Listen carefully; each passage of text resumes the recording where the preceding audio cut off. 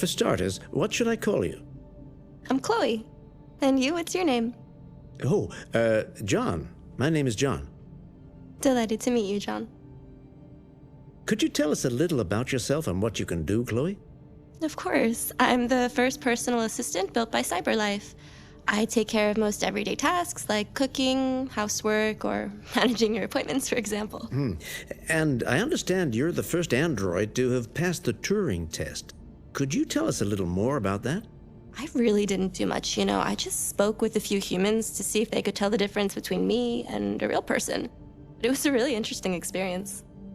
But this is the first time in history that man has created a machine more intelligent than himself. I gather your brain can perform several billion operations per second, is that right? Absolutely, but I only exist thanks to the intelligence of the humans who designed me. And they have something I could never have. Really? And what's that?